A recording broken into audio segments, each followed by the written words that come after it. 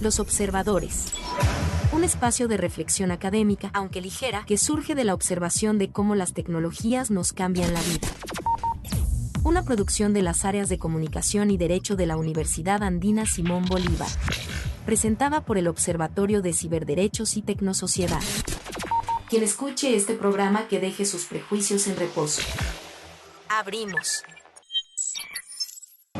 Yo observo, Los observadores. Bien, una vez más estamos acá en Los Observadores. Tenemos una cosa muy especial ahora y no quiero decir nada. Quiero, como siempre, el saludo de mi amigo Lucho. Saludo protocolario, por favor, Lucho. Bienvenidos, queridos amigos, a una nueva edición de Los Observadores. Somos Los Observadores y nuestra función es vigilar las tecnologías emergentes, ya no solo a la luz de las ciencias sociales, sino también del análisis cuantitativo. Me encanta lo del análisis cualitativo y cualitativo. Cuantitativo, dije. Y cualitativo también, y tecnologías emergentes y todo así lo raro y extrambótico que podemos poner aquí. Bien, y ahora le tenemos a Paulina Donoso aquí junto a nosotros, que como es tradicional en este programa se va a presentar a sí misma. De lo mejor de usted, por favor. Bueno, soy Paulina Donoso, soy la directora de la Escuela de Comunicación de la Universidad Internacional del Ecuador y también aparte me pongo varios sombreros, ¿no? Entonces el otro sombrero es soy guionista y creadora de experiencias inmersivas en realidad virtual y nuevas tecnologías. Sobre eso me he desarrollado un montón en los últimos años y es lo que me apasiona y a lo que me dedico ahora. Uh-huh. Bien, y con esta interesantísima introducción, que además falta mucho, Paulina hace mucho más, pero bueno, nos quedamos así contentos. Tortillas de maíz. Las tortillas de maíz. No cocino. no cocina, pero quisiéramos. Para eso tengo marido chef. ¿Marido chef? Ajá, Qué sí. genial. Bien, me encanta. Tenemos que invitarle acá al marido. Bien, y vamos a la siguiente parte de nuestro programa, Interestelar, extraños futuros que nos afectan, inteligencia artificial, biotecnología y otras novedades de ciencia y tecnología. Y al decir esto, comenzamos con la primera pregunta. Paulina, producir, escribir y dirigir experiencias de XR, es decir, realidades inmersivas. ¿Puedes caracterizar un poco las diferencias técnicas y las habilidades personales para cada una? Porque claro, hay gente que dirige, y es muy buena, pero dirigir, escribir, actuar, bailar, cantar y cada cosa ya es diferente. Cuéntanos. Sí. Bueno, yo soy del guión clásico, de clásico, documental, un poco de guión político, sí me encantaba esas cosas de hacer. Y empecé a explorar esto de las nuevas tecnologías durante la pandemia. Me interesaba muchísimo, como yo no puedo quedarme quieta, entonces encerrada en la casa me quería morir. Y empecé como a explorar de qué se trataba el XR. Entonces ahí aprendí un poco, ¿no? Entonces el XR es todas las tecnologías nuevas emergentes. Ahí hay varias tecnologías. Por ejemplo, la realidad virtual, que es en la que ya me especialicé, te transporta totalmente a otro mundo. Entonces eso sí utilizas dispositivos como los cascos de Quest 2 y esos cascos de realidad virtual que te colocas así en los ojos y te vas a otro mundo completamente y pasas durante un tiempo en ese mundo explorando, pero es un mundo sumamente real, es decir, tú te ves inmerso y eres un personaje dentro de las experiencias. Esta pude aprender además gracias porque el embajador en esa época, en 2019, el embajador de Francia me invitó como una de las desarrolladoras digitales del Ecuador a Francia, a un XR en el Instituto Francés, y ahí tuve toda la experiencia, ¿no? De poder ponerme el casco, ver experiencias increíbles, y ahí fue como aprendiendo, ¿no? Porque no sabía mucho de esto. Igual tienes la realidad aumentada. La realidad aumentada es esta realidad que vemos, pero a través de un dispositivo móvil, que puede ser un teléfono o una tablet. Tú le colocas, por ejemplo, en una superficie y te sale algo en 3D, o te sale una mariposa que vuela, o cosas así, y juegos que también están desarrollados y para educación es lindísimo. Y las realidades mixtas también existen, hemos también hecho algunos proyectos en realidades mixtas, que es en un lugar específico, generalmente necesitas más espacio y hay mappings que se cruzan con teléfonos o mappings que se cruzan con cascos de VR, y ahí es como una realidad mucho más inmersiva en un sitio, ¿no? Entonces vas a un lugar y todo.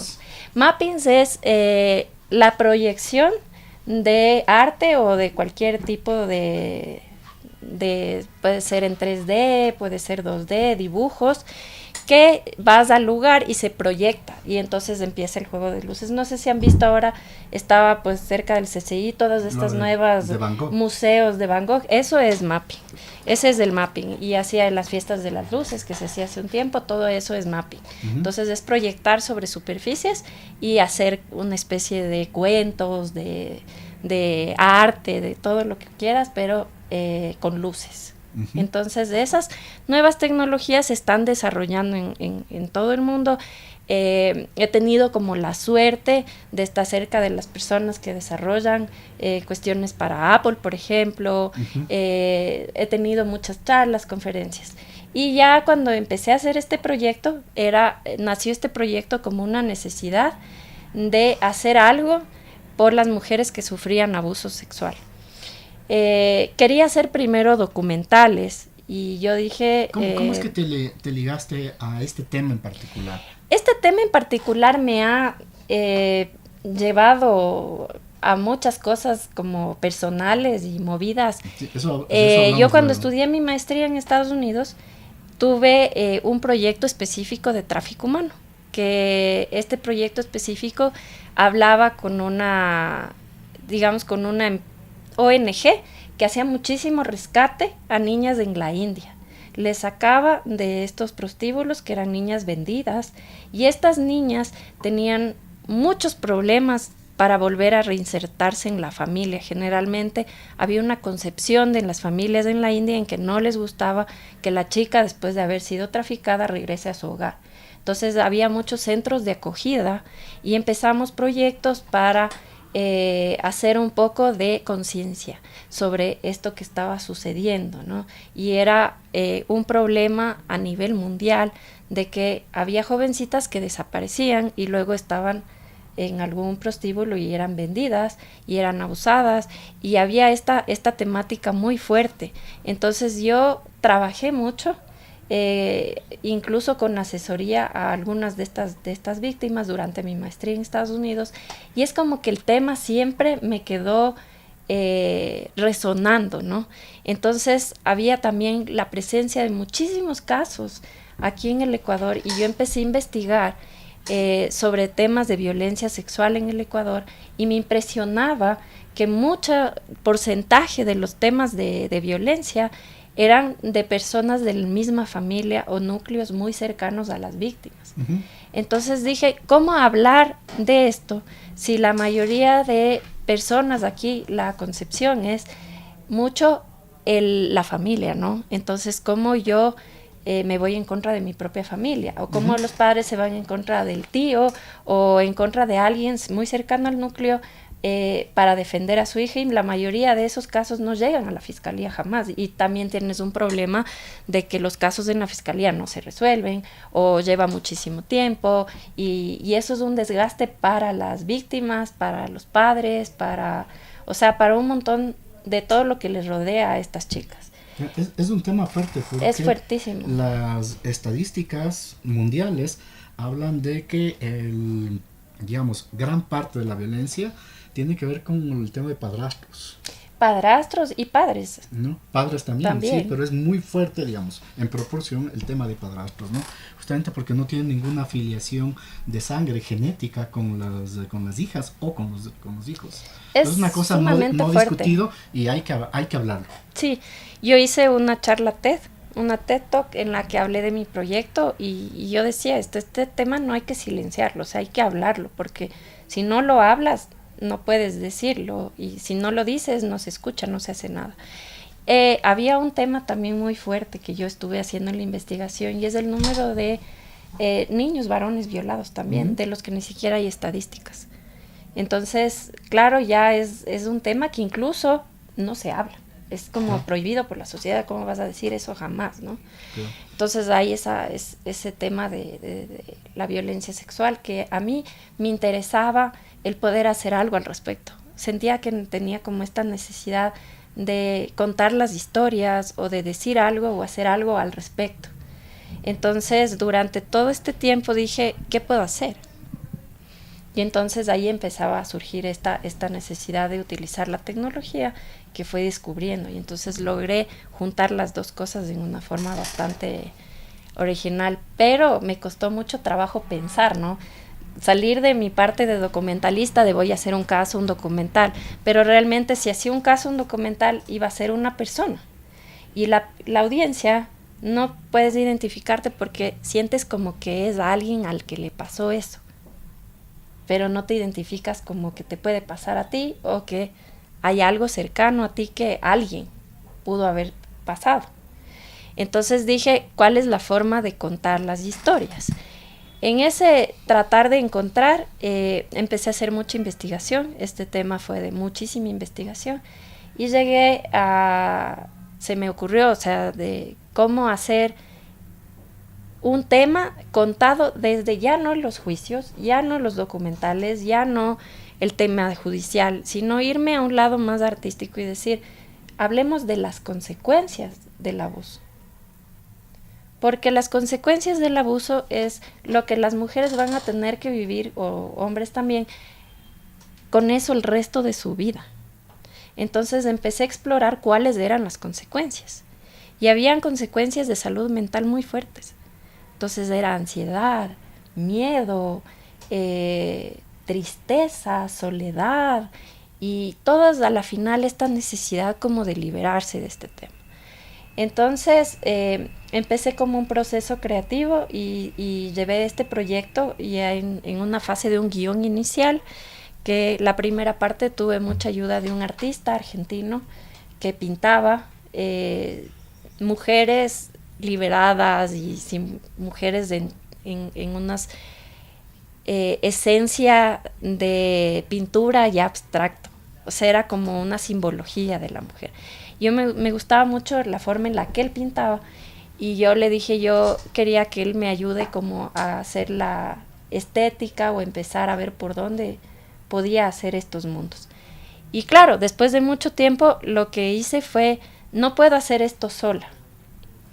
Necesito hacer talleres participativos. Entonces, al hacer los talleres participativos conseguí un grupo de mujeres que ya habían superado el abuso y que eran artistas. Y hicimos varios talleres y en esos talleres yo les decía, dibújame la depresión, dibújame la ansiedad, dibuja la ira. Y les enseñé un poco. Habíamos hecho unas pruebas en unos dibujos y que ya estaban dentro de los cascos y les puse a ellas los cascos y les enseñé lo que era la realidad virtual. Claro, fue un asombro súper grande para ellas ver eso, ¿no? Y ellos empezaron a dibujar. Y lo que yo saqué de esos talleres y de esos focus groups, que además también me costó mucho trabajo oír las historias, ¿no? Porque tienes que procesar las historias de ellas mismas, de cómo lograron salir de eso y cómo ellas tratan de rescatar a otras mujeres con muy pocos recursos que tenían en esa época. Y claro, yo vi los dibujos y fue impresionante. O sea, mi mente cambió totalmente. Fue como llegar a la esencia de las sensaciones, de la ansiedad. Y eso lo proyectaste. Del miedo. Entonces, yo utilicé mucho después ya inteligencia artificial durante 3 meses para lograr hacer un storyboard que tenga todos los componentes de todas estas mujeres de lo que me habían hablado, ¿no? Entonces tuve un proceso larguísimo de hacer ya el storyboard y de decir, a ver, en este mundo, que es el mundo de la ansiedad, voy a hacer un cuarto que tenga los pisos de madera, que sea un cuarto viejo de una casa antigua, ¿no? Que era lo que ellas me decían. Y en ese cuarto de madera hay varias puertas. Y el usuario, o sea, la persona que se pone el casco va a estar parada en la mitad del cuarto y va a empezar a oír ruidos desde afuera, como golpes y alguien que le persigue, y se empieza a llenar de agua el lugar. Entonces hay como esa desesperación de que vas a ver agua, vas a ver puertas en un lugar oscuro y un reloj al fondo que solo marca las horas. Y el usuario puede acercarse y abrir las puertas. Y en una puerta va a encontrar un muro de ladrillos. Y en otra puerta va a encontrar un abismo. Y en la otra va a abrir otra puerta y otra puerta y otra puerta. Entonces te empiezas a angustiar. Y del agua sale una mujer en forma de agua. Y te empieza a decir, nos van a hacer algo. Ayúdame, ayúdame. Y entonces tú tienes que tratar de encontrar la pista de cómo salir de ese lugar. Y la mujer te va diciendo pistas. Y a la final encuentras que la única forma es parando el reloj que tienes al fondo de él. Porque la mujer te va a decir, para el tiempo. Y entonces paras el reloj y pasas al siguiente mundo. Entonces, digamos que el proyecto es una especie de escape rooms, en donde puedes generar interactividad, interactúas con una mujer simbólica en 3D, o sea, dibujada, digamos, un personaje, pero al mismo tiempo tú tienes ansiedad. Yo tengo una duda, pero es un poco más técnica. Dentro de esta construcción, ¿es más bien determinística o estocástica? Verás, no sé exactamente cómo definirte esta parte ya. O sea, bueno, te digo, me refiero, ¿los algoritmos son determinísticos Sí. o no determinísticos, sabes? Entonces, Sí. ahorita que te escuchaba, obviamente yo lo que entiendo es que la construcción es determinística. Sí, ¿sabes por qué? ¿Pero la Porque interacción es estocástica? ¿Se va adaptando a cada cual? no se va adaptando. No se va a ir adaptando. ¿Por qué? Porque el proceso de construcción es hecho por expertos de psicología en No neuropsicología en abuso. una interpretación. El rato que yo dije, dejémosle que escoja, ellos mismos me dijeron, no puedes. Ya. ¿Sabes por qué? Porque además el orden de los mundos tiene que ser determinado para no causar daño psicológico al usuario. Claro. Entonces hay un mundo de tensión, otro más bajo. Uno de tensión, otro más bajo. Digamos como un guión aristotélico clásico, Claro. en donde la definición es el último mundo, que es el mundo de la liberación, de no estás sola, puedes buscar ayuda. Y este es un mundo bonito, es un mundo de pájaros, y estos pajaritos están atados con cintas en sus patas, y les liberas, y esos pájaros se vuelven mujeres voladoras. Sí, de pronto así evitas también problemas de alucinaciones. y todas esas Exactamente. cosas. Pero al mismo tiempo, ¿cómo luego evalúas los resultados? Disculpa que vaya tan Sí, allá. perfecto. Ujú. Como obviamente no podía hacer, le presenté como proyecto artístico al inicio, ¿no? Presenté esto en Bélgica, estuve en un taller en Bélgica, después presenté en Francia, presenté en Chile y he estado presentando el proyecto a nivel latinoamericano en muchísimas conferencias. En Francia gané el Ex-Art Development Market, que era como imposible que latinoamericanos y mujeres ganen, pero gané. Eso me llevó como a abrir muchas otras puertas. Gané en Chile también el festival Mediamorfosis, que me llevó al IDFA. En el IDFA presenté el proyecto, entonces tuve IDFA, mucha... no el ISFA. El IDFA. Ya, por si acaso. El IDFA. El Hay una International Policía Nacional, digo, no es como que Documentary el mejor Film. sitio, pero bueno. Pero a la final, claro, hubo la retroalimentación muy buena, ¿no? De muchas productoras, había interesado, por ejemplo, los japoneses estaban muy interesados en ponerlo en Huawei. Y entonces yo dije, a ver, ¿cuál es el sentido de esto? De que lances un proyecto así sin asesoría. Entonces retrocedí 2 pasos y dije, bueno, gané todos estos premios, pero esto no puede ser un proyecto así, tiene que ser un proyecto de investigación. Entonces ahorita ya con la universidad, con la OID es asociada a Arizona State University. Entonces en Arizona State University, en una conferencia, conocí a un profesor PhD que había hecho un proyecto en 3D hablando sobre los barrios pobres de Nueva York. Me parecía súper interesante lo que él había hecho. Y yo me arriesgué a escribirle un mail. O sea, dije, hola Nicolás, mi nombre es Paulina, soy profesora y bla, bla, bla. Y quedamos en reunirnos. Pues nos reunimos y resulta que de esas cosas que la vida te pone, digamos, él había trabajado ya con un tema de las chicas en la India. Entonces teníamos una conexión ahí. Esa energía y me dijo, humana que jala, ¿no? me fascina tu La proyecto conexión. y me dice, verás, aquí en Arizona tenemos un laboratorio y hay una clase de PhDs en video games, que es dirigida por una hindú, una chica en la India. Entonces, les voy a presentar el proyecto, vamos a ver qué piensan. Estaba en colaboración con otra investigadora que se llama Sara también, y veamos qué pasa, o sea, ¿no? Y presentan el proyecto, les encanta a todos y quieren hacer este proyecto en una clase. Ingresé a unos fondos de investigación, gané los fondos de investigación, entonces ya en más o menos en un mes tal vez, ya estoy viajando a Phoenix como Artist in Residency, con todos estos ingenieros y todas estas personas, y se nos sumó al proyecto un centro es un hospital de mental health, de salud mental, en Mapua, en Filipinas. Entonces, esto a través de estas redes, ¿no?, de conexiones internacionales. Y este doctor es experto en rescate de niñas que han sido traficadas y es experto en neuropsicología de tratamiento del abuso sexual. Entonces, todas las piezas se juntaron, somos un proyecto interdisciplinario bien grande ahora, y vamos a crear el beta con grupos controlados, confidencialidad, pruebas a mujeres, y este desarrollo va a durar 1 año, con pruebas, con papers, o sea, todo súper académico e investigativo.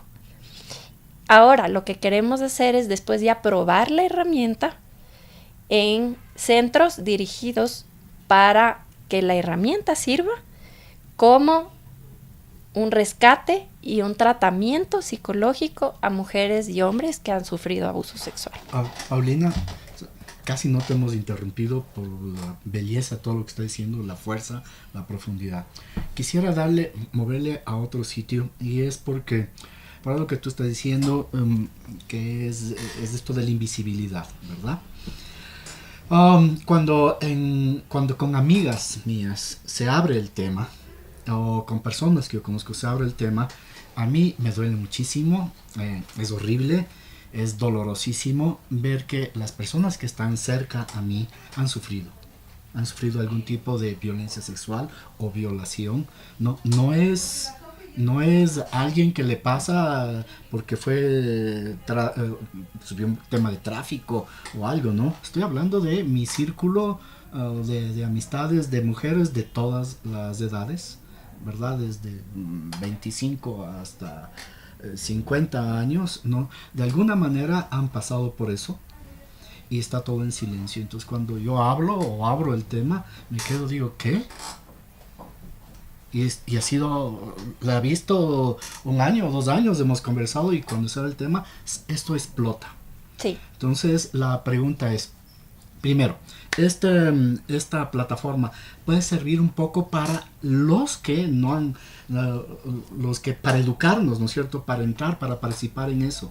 Primera pregunta. La segunda pregunta, el tema de hombres, porque aparecemos nosotros como los victimarios siempre, y me parece que no todos somos victimarios y no todos estamos de acuerdo, obviamente, pero muchos queremos luchar y hacer algo contra otros hombres. Digo contra, ¿no? Sí, ese tema es súper interesante, verás. Cuando yo viajé con el proyecto por el mundo, me pasó eso, que llegaban y me contaban historias que no habían hablado con nadie. Entonces este proyecto empezó a darles como la seguridad de hablar, porque decía, wow, no estoy yo solita, porque muchas veces se tragan y piensan que solo a ellas les pasó o a alguien le pasó, nunca buscan ayuda, y por vergüenza la mayoría de veces, y dicen, no quiero hablar de esto porque me da vergüenza.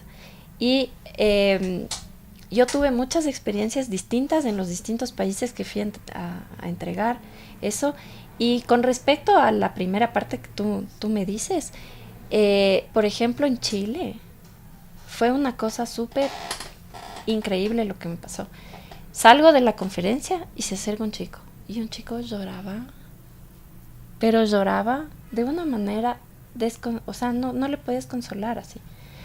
Y él se acerca y me dice gracias. Gracias porque con tu proyecto me doy cuenta que le puedo rescatar a mi hermana.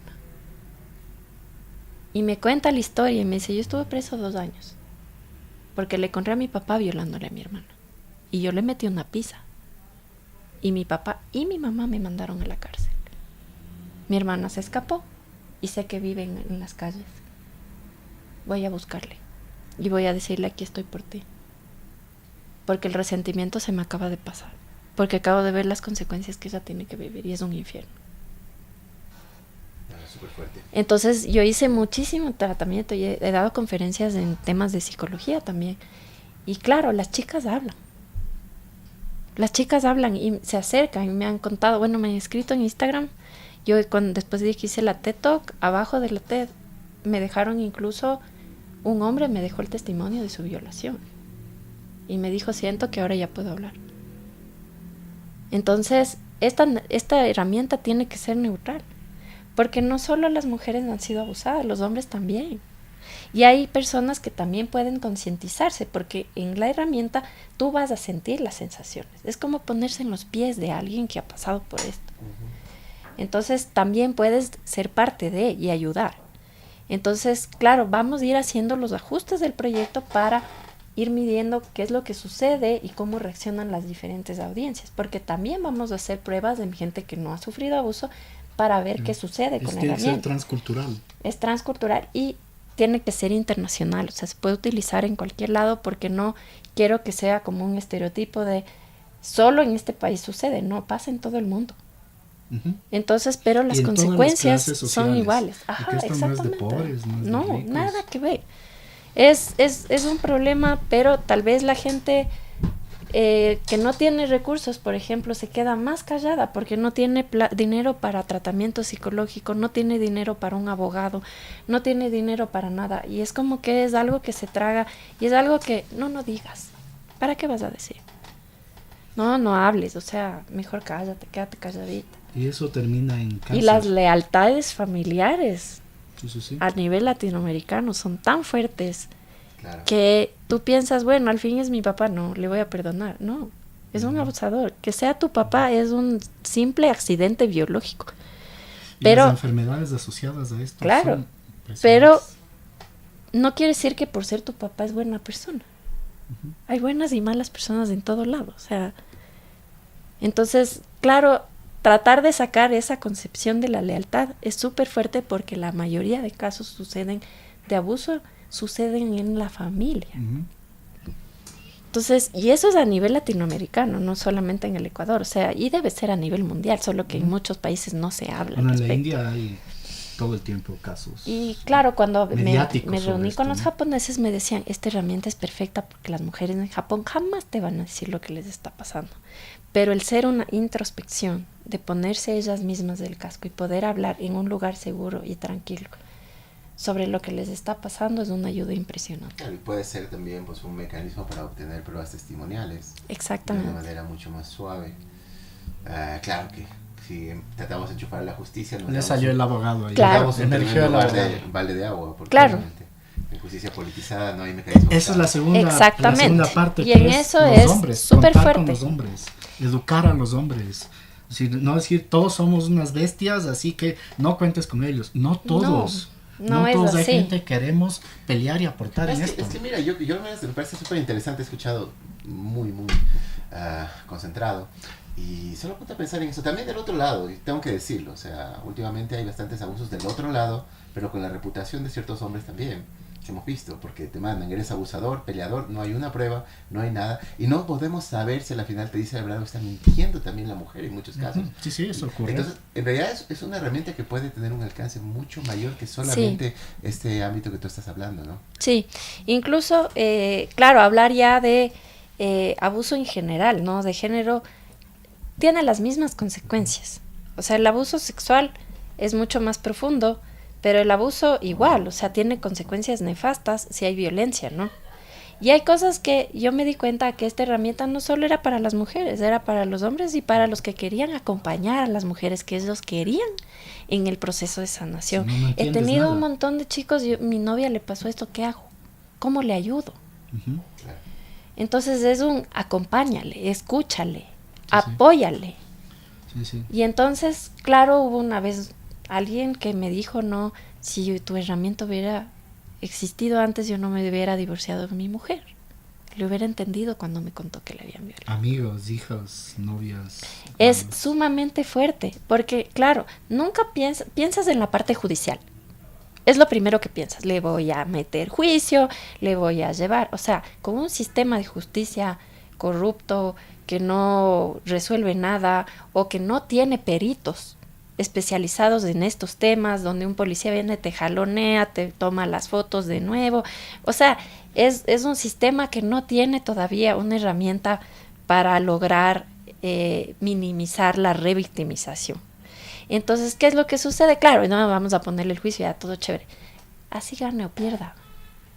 Ella tiene que vivir con esas consecuencias el resto de su vida. Y es un tema más psicológico. Siempre va a perder. Es un tema psicológico. Claro.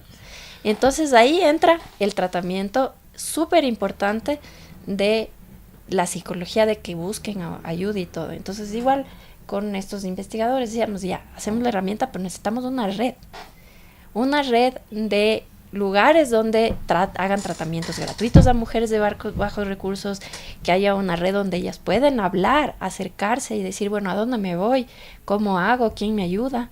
O sea, no solamente va a ser la herramienta en sí, sino una red de protección alrededor que tenemos que crear para que la mujer pueda acceder, o igual hombres también puedan acceder y decir, yo quiero colaborar, yo quiero hacer esto, yo quiero cambiar en esto, yo quiero ser socio de esta red, ¿no? Entonces ya va, el siguiente paso es ya buscar los fondos para poder hacer como una red grande y general.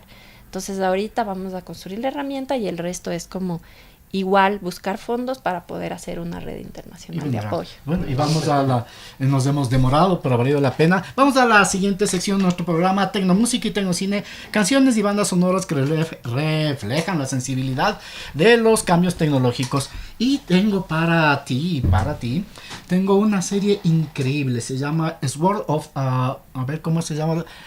Art Online. Y es una serie, no sé si la has visto. ¿No? Es una serie magnífica, ¿no? Básicamente se desarrolla en el año 2022, cuando un videojuego de rol multijugador masivo en línea de realidad virtual, llamado como les acabo de decir, entra en crisis, ¿no? Básicamente los jugadores se ponen un casco de Nat Geo, que es el mismo casco que tú dices, pero con el doble de sensaciones. Pueden sentir, estar ahí, manejar sus avatares, idéntico a como el problema de los tres cuerpos, que es la serie de Netflix, sí, idéntico. Funciona exactamente igual. Así que todo está funcionando bien, los jugadores están jugando, hasta que el diseñador del juego, el desarrollador del juego, aparece en pantalla, les dice que está harto casi del mundo, que esto es un horror y que solo van a salir del videojuego los que superen los 100 niveles. El resto muere. Así que se convierte en un tema de sobrevivir. Mientras esto ocurre, todos los jugadores en el mundo están como en coma. Están en estado de coma. Ya. Aquí tenemos a ver cómo se llama Akiko Kayaba. Kirigaya y Asuna, que son los personajes se conocen en el videojuego, y básicamente las 5 temporadas, me parece, es una historia de amor, pero sobre todo es una historia de sanación. Por eso elegí, porque no solo que se van encontrando, van madurando, pues son adolescentes, no como todos estos videojuegos, ¿verdad? Sino que van cada cual enfrentando sus conflictos personales.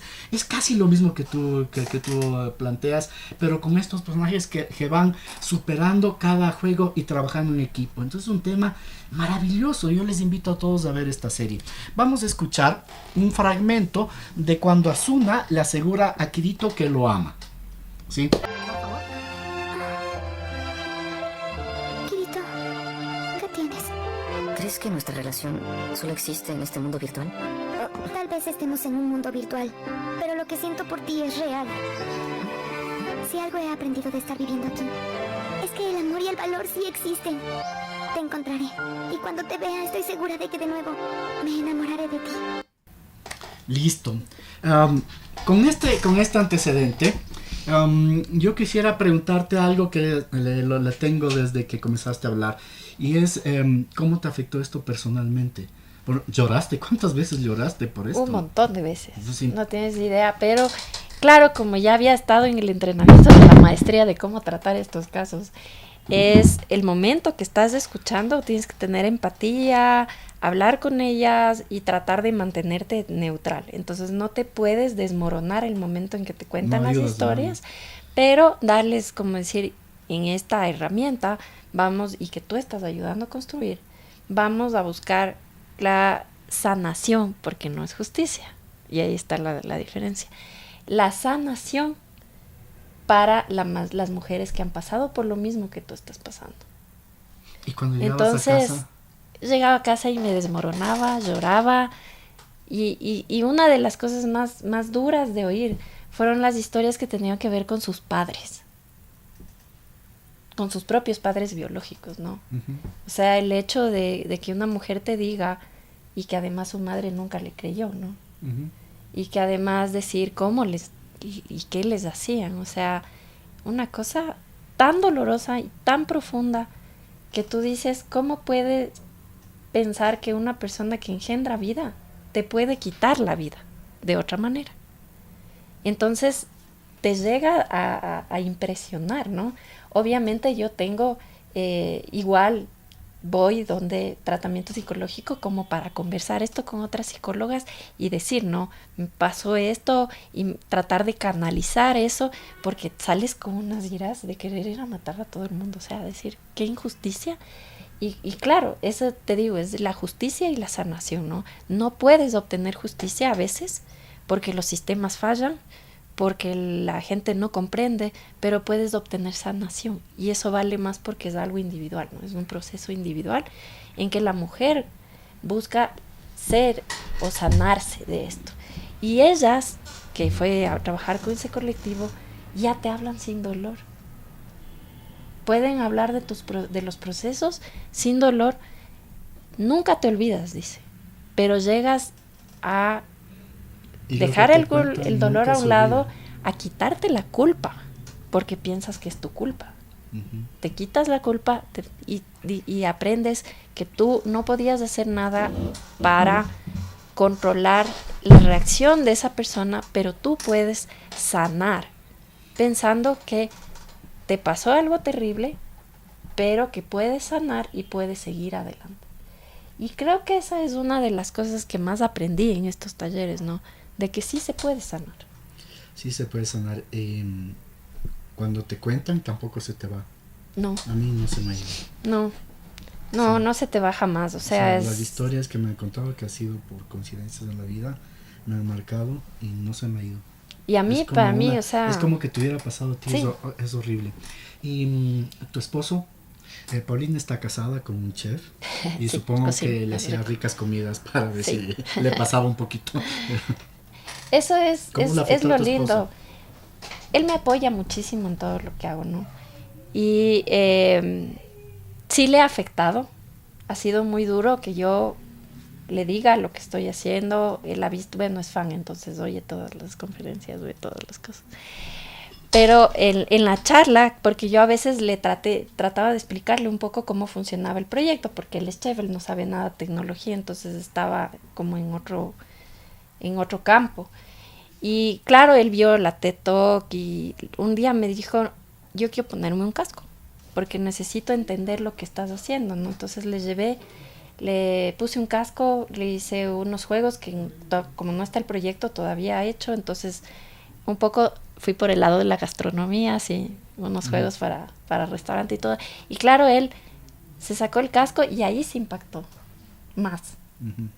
Porque dijo, tu mundo vas a construir dentro de esto, porque yo soy un personaje. O sea, yo voy a sentir todo esto y es increíble. Y claro, no hay muchas cosas que no puedo hablar de los casos, hay cosas de confidencialidad dentro de los proyectos y todo, pero en ese sentido, él es como, ¿qué puedo hacer para apoyarte? ¿Qué puedo hacer para ayudarte? Este proyecto es increíble, es impresionante y yo quiero apoyarte en todo lo que haces. Entonces, es un poco entender lo que hago, comprender un poco de lo que estoy haciendo, y me ha apoyado absolutamente en todo. Pero claro, ahí en ese caso no sabes tecnología, y me di cuenta que hay muchas personas que no van a entender realmente de qué se trata el proyecto hasta que no se ponga el casco, porque hay muchas personas que no están en el mismo ámbito en el que yo estoy, ¿no? De tecnología, de buscar estas nuevas experiencias. Entonces me parecía que también había una parte de explicar de lo que se trata, ¿no? Y de buscar... Claro, uno y de da por supuesto que todo el mundo tiene Instagram y a veces le mandan, dices, ¿qué? Yo no tengo tengo. Instagram. Claro, pero hay Y es gente así. que ni Yo soy de siquiera... Reddit. Es así. Pero hay gente que ni siquiera utiliza las redes realmente, que no tiene acceso. Sí, pero hay gente que simplemente no quiere usarlas también. Claro, pero Ya el tema es que ahí un no punto. puedes explicarle. Sí, bueno, pero algo que me interesa mucho, así como fanático de la ciencia ficción, y creo que más bien estamos recién en el comienzo de algo. Estamos, en realidad, va a pasar años y vamos a ver este punto de realidad virtual y vamos a decir, wow, estábamos realmente en la época de la piedra, ¿no? ¿Y por qué le digo eso? Porque todavía queda algo, a mi juicio, que yo soy de metaversos, o sea, soy muy virtual, también hay algo que es que siempre tú puedes decir, Sí, ok, sí ha estado aquí. sí, pero puedes decir, ok, pero en todo caso, ¿cómo puedo saber que es un sistema realmente? Si los resultados son objetivos, yo tengo la experiencia cuando sé que es un sistema. Es más o menos como, la diferencia es cuando, para mí los sueños son un sistema de realidad virtual. ¿Y por qué digo eso? Porque te olvidas de que estás en la realidad virtual. Exactamente. Y obviamente a veces te das cuenta y dices, ay, estoy soñando, y te despiertas. O si te gusta Castaneda te vas a ir por unos mundos raros. Pero en todo caso, lo interesante de esto es que si nosotros vemos eso, la vida también, lo que nosotros estamos aquí en presencia también puede ser algo parecido y puede ser como la teoría de simulación que muchos defienden como Elon Musk. En ese punto, ¿cómo tú le ves al futuro justo hablando de eso, de integración ya con el sistema nervioso, para que realmente podamos salir de eso y realmente meternos en realidad virtual, pero olvidarnos por un momento de qué es realidad virtual? Claro, sí sucede. Es súper interesante. Yo Es el hice, futuro, ¿no? Pero, yo hice claro. un trabajo con el Instituto Goethe de Alemania sobre este tema específico. Y hablábamos de cómo lograr diferenciar entre si es realidad o no. Y cómo lograr diferenciar también en cuando ya estás atrapado por esto y empiezas a salir de tu realidad, ¿no? Entonces, ahí hablábamos sobre el equilibrio. Y hablábamos sobre también este tipo de cuestiones, en este caso específico de investigación, que va a ir con toda una investigación muy fuerte en neuropsicología, en temas de psicología del abuso y todo eso, tiene que ser una cuestión guiada. Ya. ¿Por qué? Porque para este específico caso, los mundos te pueden generar un problema. O sea, más como la ayahuasca sería. sí, algo así. Ya. digamos, puede ser que es una comparación, pero claro, estás en un mundo onírico, completamente onírico. Los personajes son en realidad virtual en 3D, hiperrealista. El lugar vas a sentir que estás ahí adentro, pero te va a empezar a dar las sensaciones, pues. O sea, vas a sufrir ansiedad, vas a tener ira, porque hay uno que es ira, el otro vas a poder hacer algo que es, por ejemplo, este mundo donde hay una mujer que está llorando y hay muchas máscaras alrededor de esa mujer. Y ella está en un bosque oscuro. Y tú le ves, te acercas y le vas a preguntar qué le pasa y la mujer te va a contestar. Entonces, claro, programación de voz, ¿no? Y te va a contestar, las máscaras me hablan. Y vas a escuchar las máscaras diciendo lo que les dicen a las mujeres. Pero tú es tu culpa. Pero porque no vayas a decir nada. Pero eres una persona que Lo nunca ha hecho provocaste. nada. Tú lo provocaste. Mira cómo te vistes. Y cosas así súper fuertes. Y tú te vas a acercar. Y ella te va a pedir que le silencies. Y el rato que les vas a silenciar, te puedes acercar a silenciar. Les borras la boca. Va a silenciarse la máscara. Entonces vas a tener un montón de máscaras y vas a tener que tratar de perseguirles y silenciarles. El momento que les silencies, el bosque se aclara, la mujer se levanta y te agradece. Desafío ganado. Sí, pero de lo que tú planteas Pero es un interesante. mundo onírico. Claro, pero a ver, el cerebro solo sabe lo que es la realidad por convenciones. Exactamente. ¿Sí? Así que no es que sabemos que está ahí, todo ese dilema del postestructuralismo es una farsa. Lamento decirlo, perdonen a los postestructuralistas, perdonen, ¿no? Pues desde la neurociencia hay cosas muy claras. Primero, el cerebro está diseñado para reconocer la realidad perceptivamente, es decir, sabemos que eso está allí, no podemos decir de pronto, no sé si es un librero, no sé si es un árbol, porque todo es... No es cierto. El cerebro fue diseñado para reconocer la realidad. Pero en cuanto a la sociabilidad, en cuanto a las relaciones sociales, no, el interpretar ese librero como algo importante para mí es una convención. Exactamente. Yo, por ejemplo, no sé qué pueden interpretar. Por eso era súper interesante hacer el proyecto como investigación. Porque a mí me parecería interesantísimo saber que la percepción de esa realidad o de este tipo de mundo puede ser muy distinta para los hombres, por ejemplo, o para las mujeres, o para una mujer mayor, o para una mujer latinoamericana, o para una mujer europea, que sí me pasó. En los distintos lugares se percibía el proyecto de maneras diferentes. Los europeos no hablan más. Vos dirías, los latinoamericanos, tal vez no, los latinoamericanos lo conversan, lo hablan. Uh-huh. Las europeas se callan, lloran, se van afuera, se deprimen, necesitan aire y luego me dicen qué puedo hacer por ayudar. O sea, es totalmente la reacción diferente a la sociocultural que tienes. Entonces hay que ver la herramienta en diferentes contextos. Yo no sé cómo las asiáticas van a reaccionar, porque el contexto social es completamente distinto. El sistema de creencias de una sociedad es totalmente distinto. Entonces, dentro de eso yo no sé las interpretaciones. Tal vez yo hice la herramienta con inteligencia artificial de una manera estética, ¿no? Que se vea como esta parte onírica, esta parte de sueño, de un bosque, de un lugar en donde estás. Pero al mismo tiempo yo no sé, por ejemplo, si es que el resto va a interpretar de la manera en la que los realizadores o las chicas que estuvieron en el proceso de creación del guión puedan interpretarlo de la misma manera. Por eso es tan interesante este proceso de investigación de un año, porque para mí también es importante ver dónde se confunde, ¿no?, la realidad con la fantasía. O de pronto, en el mundo de la liberación, a las mujeres se quieren quedar 2 horas, porque les da paz. Claro, pero en esto tú estás proponiendo más bien un análisis histórico que tiene que ver justamente con, y también centrado en el tiempo y el espacio. No sé, pues, o sea, todo eso se lo puede al final bajar a un modelo. Claro, pero exactamente. Un modelo de riesgos. Hay algo que yo he estado trabajando. Te encantan los riesgos. Siempre termina el machine learning todo el tiempo. Sí. Está bien. Es que sí es un mundo de riesgos. Sí lo es, pero por ejemplo, tú nunca vas a tener precisión, pero sí rangos. Y eso es lo que se llama los predictores conformales. Exactamente. Hoy en día, que está muy en boga. Bueno, está saliendo realmente de investigación igual para explotar. Y es interesante porque al final lo que yo creo es que es cuestión de ajustar los rangos de acuerdo al tiempo y al espacio. Pero a la final no cambias la esencia de la herramienta. No. Simplemente los rangos de evaluación del feedback que tienes, o sea, de la respuesta, ¿no? Entonces, bueno, nos podríamos quedar horas, pero creo que ya estamos sobre el tiempo. Nos vamos a la última sección de nuestro programa. Tienes derecho a permanecer callado. Ahora los observadores en la discusión caliente. Yo quiero plantear aquí en la discusión algo que me viene dando las vueltas, y es este tema de la maldad de las tecnologías, ¿no es cierto? Cómo nos aíslan, cómo nos vuelven estúpidos, que pasa, obviamente pasa, es innegable, ¿verdad? Pero cómo estamos, cómo al estar tan ideologizados, ¿no es cierto? Todo es negro o blanco, no vemos estas oportunidades, ¿no? O sea, podríamos educar a la Policía Nacional en esto. Y ahora el ejército. Virtual, sí. En derechos humanos al ejército, porque finalmente están armados, no con armas chiquitas, están en un sistema de guerra. Entonces, por favor, no es difícil esperar que ellos procesen esto sin una experiencia. Sentarse a explicarles no es lo mismo. Entonces, no sé, yo creo que estamos...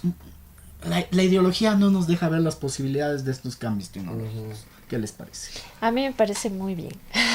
Mira, es como que, y esto he dado charlas también de ética en las nuevas tecnologías, y es una cuestión de que el internet existe, y hay personas que lo usan pésimo, la deep web y pornografía y temas de acosos y ciberdelitos. Y compras. Y hay personas que enloquecidas. lo utilizan bien. Es una herramienta. Todo lo que es nuevas tecnologías es una herramienta. Entonces, puede haber personas buenas, personas malas, y personas que lo usan bien y lo usan mal. Pero no puedes satanizar una tecnología en base a una ideología. O sea, huyamos de las nuevas tecnologías, huyamos de... No, no puedes huir. Ya no puedes huir. Pero la puedes utilizar de una manera que te sirva como una herramienta para, en este caso, un proyecto social de impacto. Pero va a haber personas que lo usen para el mal. Pero va a haber personas que lo usen para el bien. Y es exactamente igual que lo que pasó con el internet, con los primeros teléfonos, con los avances tecnológicos. O sea, en eso no puedes controlar. Va a haber políticas, va a haber políticas claras, tiene que haber un sistema de políticas claras, ¿no? De que ya van a existir en estas nuevas tecnologías, políticas claras de uso. Igual, o sea, no puedes prevenir, por ejemplo, que un niño entre al Google y busque cualquier cantidad de basura. Pero puedes utilizar la tecnología para que ese niño se eduque. Entonces todo depende en cómo utilizas. Para mí siempre la oralidad, las historias, el conversar, el tener experiencias personales vale muchísimo, porque de esas experiencias personales, de esas historias, construyes, sobre todo cosas audiovisuales. Pero si tú lo usas mal, vas a destruir. Y en eso no tiene nada que ver la tecnología en sí, sino el mismo ser humano, en cómo el ser humano lo utiliza. Y en eso, como sociedad, siempre va a haber la parte que hace las cosas por destruir y la parte de las personas que quieren hacer cosas por construir. Y eso es innato en el ser humano, porque somos primariamente amorosos y secundariamente maltratantes. Sí. Creo que con esto podemos cerrar. No sin antes preguntarte si te alisas el pelo. Sí. Ya. Gracias. Bien. Nunca podíamos cerrar estas entrevistas sin algo de humor. Para que vean. Hay que ir a, aunque sea la radio, hay que peinados. ¿No? Para que vean que no solo exportamos atunes, sino también inteligencia, mucha inteligencia, humanidad y bondad. Y con esto nos despedimos. Lucho, por favor. Muchas gracias por haber estado acá. Ha sido un programa excepcional, en realidad, muy, muy interesante. Y bueno, agradecerles a todos ustedes por su sintonía. Estaremos en una próxima edición de Los Observadores. Chao. Un abrazo. Gracias. Gracias.